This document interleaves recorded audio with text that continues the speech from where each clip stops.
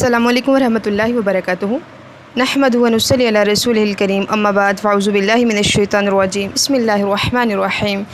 رب اشرح لی صدری ویسر لی امری واحلل عقدۃ من لسانی یفقہوا قولی اللہم اہد قلبی وسدد لسانی واسلل سخیمۃ قلبی، الہی آمین۔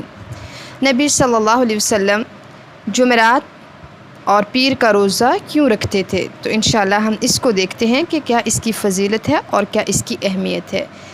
نبی اکرم صلی اللہ علیہ وسلم پیر اور جمعرات کے دن کا روزہ رکھا کرتے تھے۔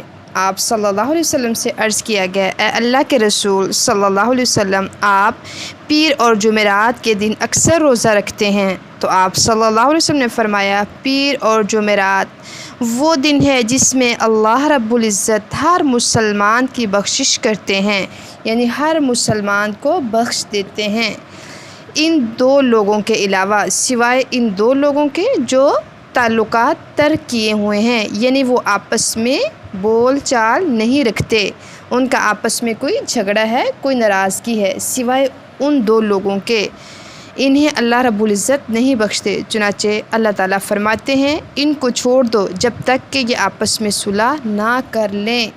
تو کتنی بڑی یہاں پہ بات آ رہی ہے، جو لوگ آپس میں ناراض رہتے ہیں ان کی ناراضگی چل رہی ہے، کہا اللہ تعالیٰ ان دو لوگوں کے علاوہ باقی سب کی بخشش کر دیتے ہیں۔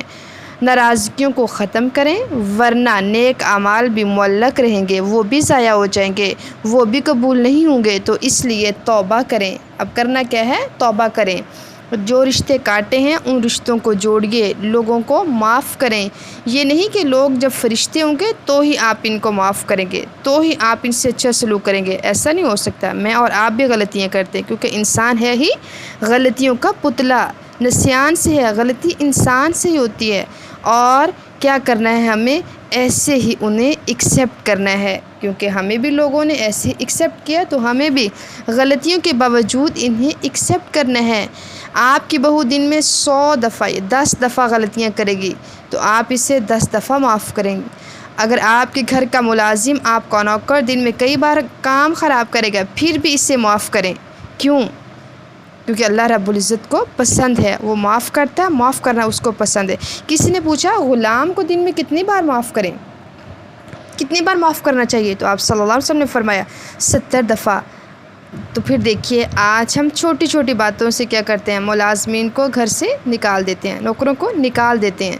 تو یہ چیز بالکل بھی اچھی نہیں ہے، اور اسپیشلی ایک مسلمان کے اندر اگر ایسی چیزیں ہوں گی تو پھر وہ کیا اپنا مسلمان ہونے کا، مومن ہونے کا وہ حق ادا نہیں کر رہا۔ تو کیا کرنا ہے پھر؟ اپنے اندر